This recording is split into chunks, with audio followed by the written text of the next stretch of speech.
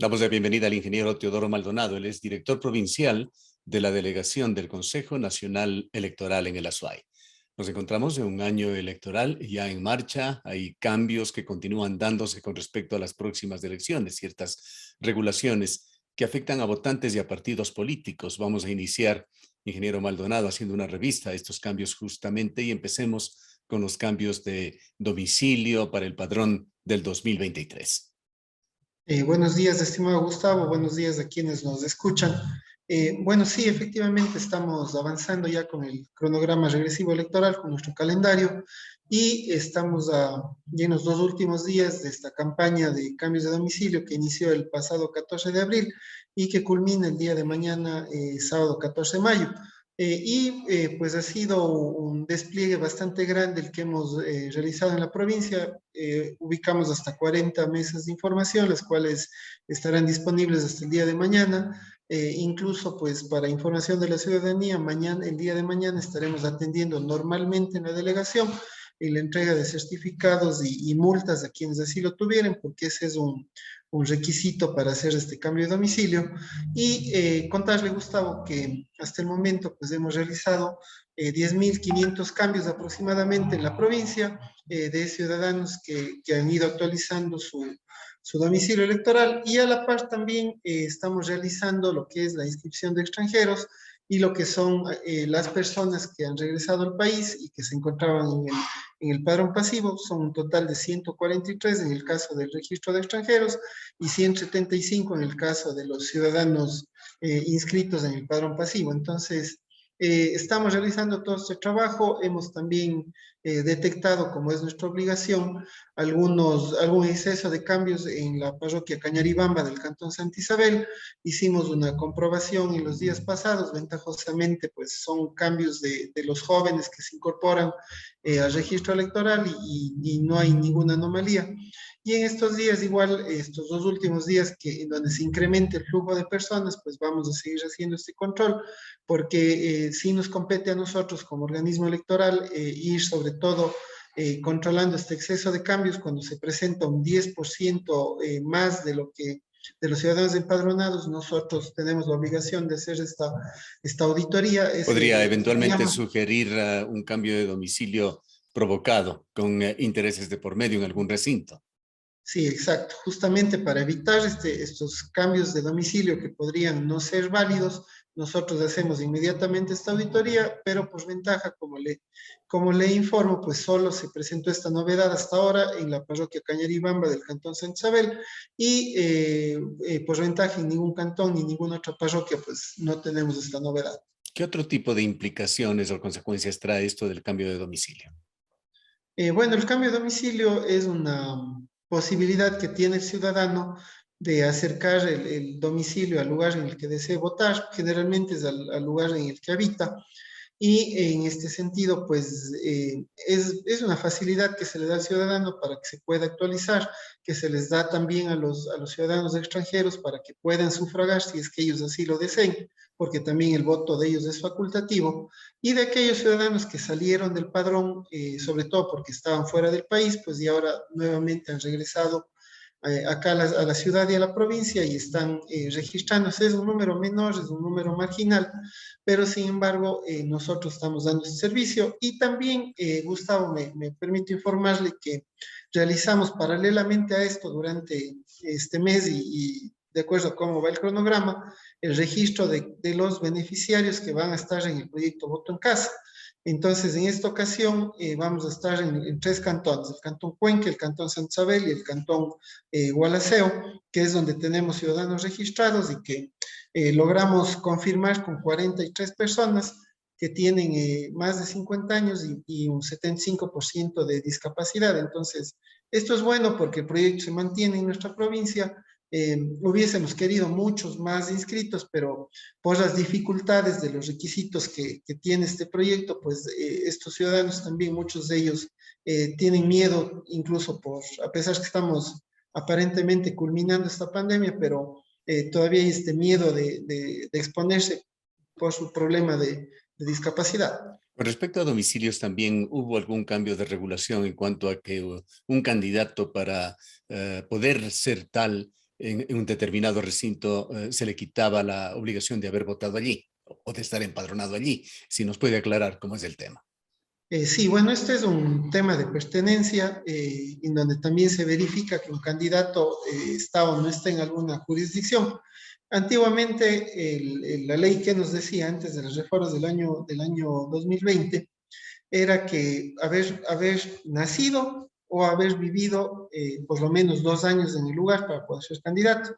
Ahora se agrega algo adicional, que es el haber sufragado en las últimas elecciones. Entonces eso, en cierta manera, pues me parece que es una reforma que asegura que el ciudadano pues sepa las necesidades del lugar en el que va a ser candidato y sobre todo que haya votado ahí, que esté. Esa es la mejor garantía de saber que reside en ese lugar y tendrán que cumplir ahora con ese requisito, que es el haber sufragado en el último proceso electoral en el lugar, en la jurisdicción a la que van a ser candidatos. Entonces, hay esta reforma, hay otras reformas, como por ejemplo el 30% de inclusión de mujeres encabezando listas, el 25% de participación de jóvenes en todas las dignidades, porque esto aplica para prefectos, alcaldes, concejales y juntas parroquiales.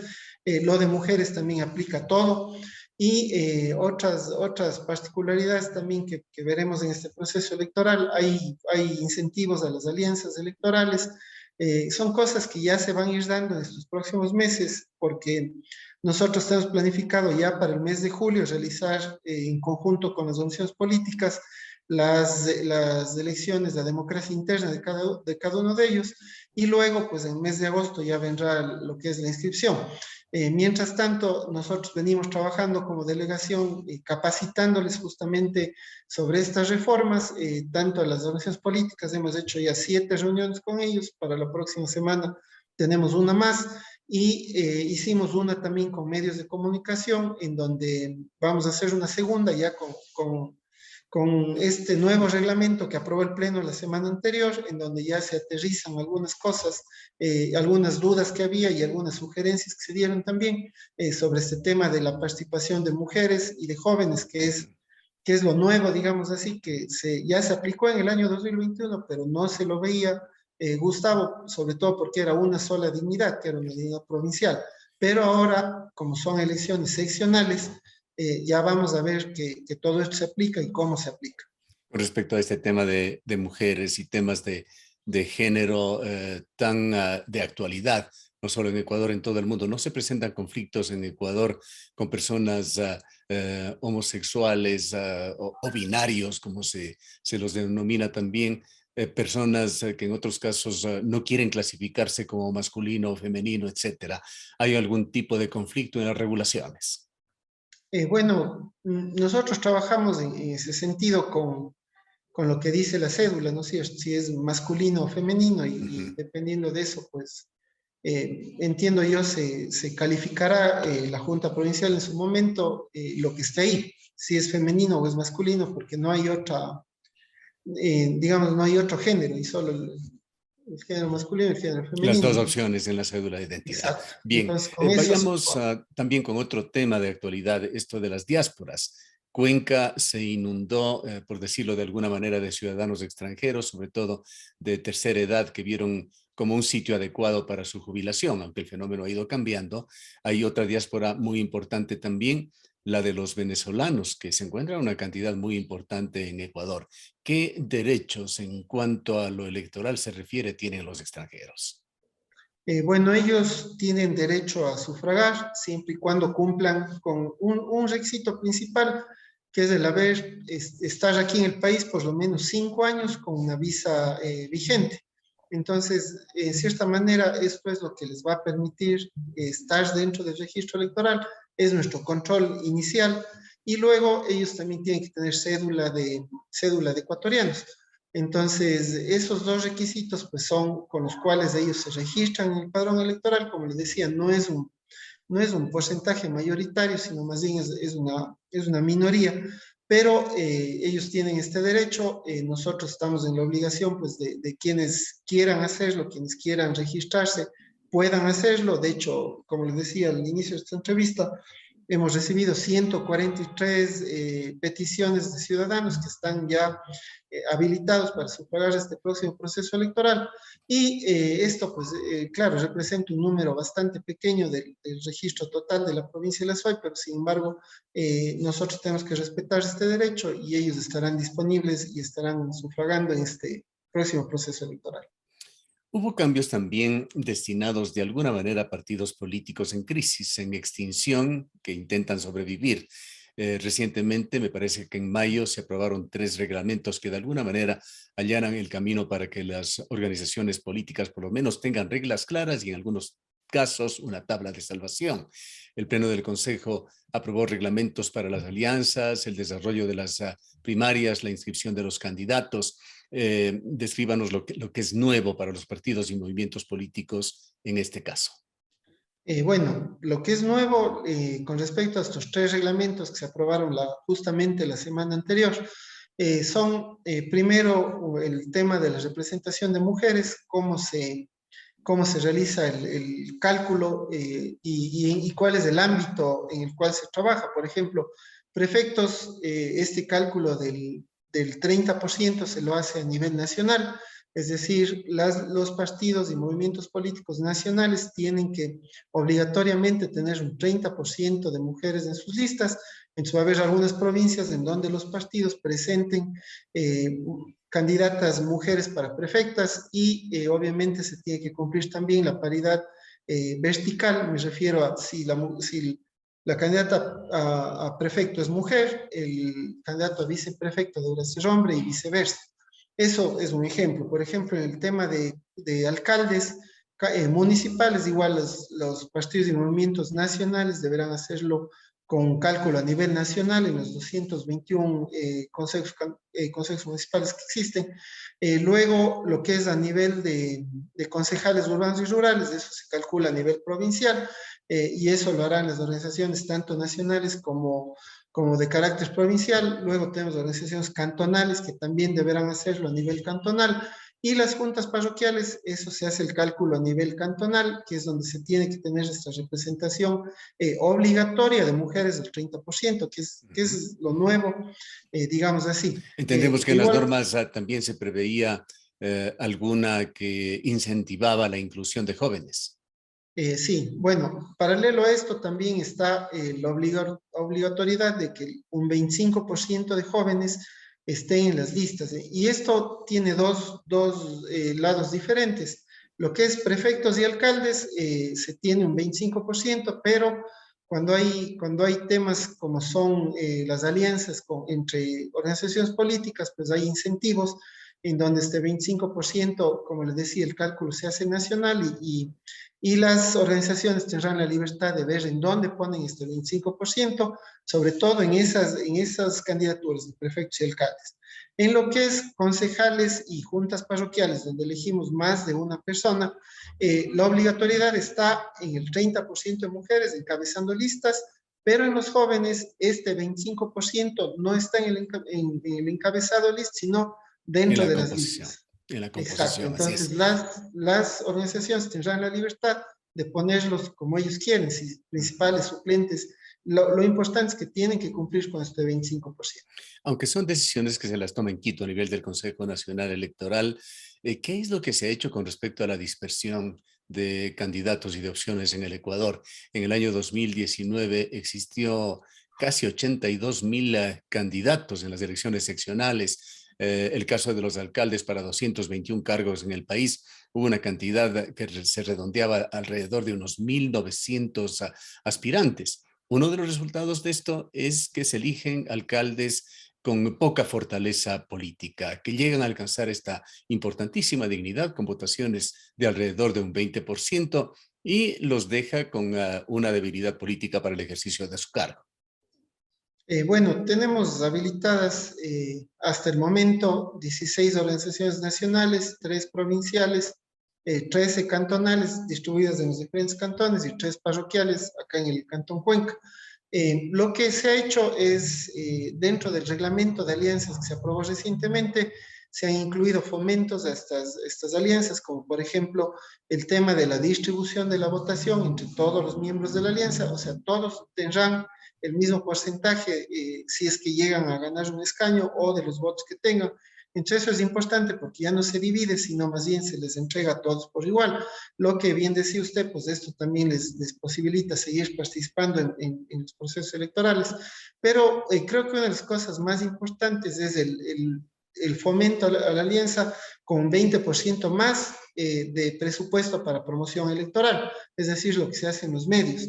Entonces eso también creo que les va a traer, creo que esperamos y vamos a seguir trabajando en que se realicen estas alianzas para Diríamos justamente. que la norma incentiva la formación de alianzas. Exacto, la norma va a incentivar la formación de alianzas, este rato ya está aprobado y nosotros nos corresponde informar y bueno, ya es una decisión de los partidos y movimientos, pero seguramente vamos a tener alianzas locales, provinciales y nacionales que permitirán pues también tener un menor número de candidatos. Nosotros en el 19, como provincia de La Suay, tuvimos alrededor de 4.500 candidatos principales, 9.000 en total con los suplentes, que es un número bastante grande que también nos obligó a tener una logística grande y nosotros estamos preparados para recibir un número similar de candidatos que también nos obliga pues aquí en la delegación a tener este número y tener mucha gente para poder apoyarles y acompañarles a las organizaciones políticas y como usted conoce pues Gustavo,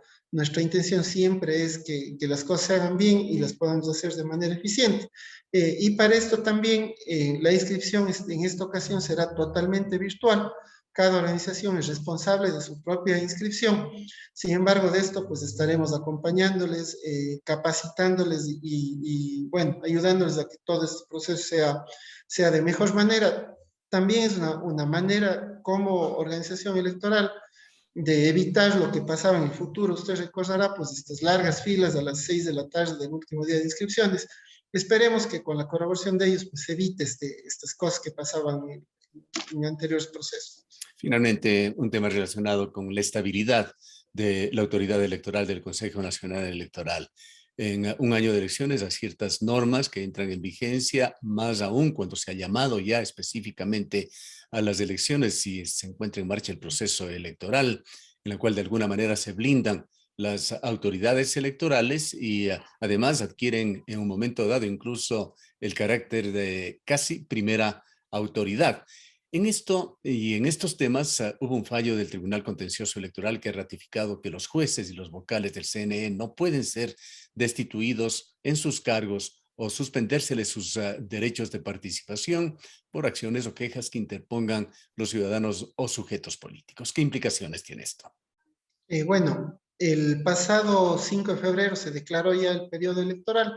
Esto implica que nosotros trabajamos, incluso el mismo código por ley establece y divide 3 etapas dentro del proceso electoral, que es la preelectoral, la que nos encontramos en este momento, que es la preparatoria, con miras al 5 de febrero, luego la electoral, que será desde el día en que inicie la campaña, que puntualmente es el 3 de enero del 2023, y la postelectoral, que se va hasta la posición de autoridades en el mes de mayo próximo. Entonces, nosotros como Consejo Nacional Electoral iniciamos ya con la declaratoria de proceso y con la aprobación de lo que es el calendario y el presupuesto y seguimos con el resto de actividades. En este tema, pues la ley efectivamente nos respalda y nos da esa potestad de poder trabajar en conjunto y coordinar con las demás instituciones. Le hablo a título provincial, pues nosotros tenemos el tema de coordinar con todos a nivel nacional, igual nuestras autoridades están preparando todo para el proceso electoral del 5 de febrero, entonces estas decisiones y cualquier cosa que se lleve en el ámbito de la asamblea o en otros ámbitos, bueno, nosotros como provincia nos corresponde la organización, que es lo que estamos haciendo, y técnica y logísticamente estamos avanzando con el proceso, Gustavo. Bien. Muchas gracias por habernos acompañado. Gracias a usted, Gustavo. Gracias al ingeniero Teodoro Maldonado, él es director provincial de la delegación de la SUAY del CNE.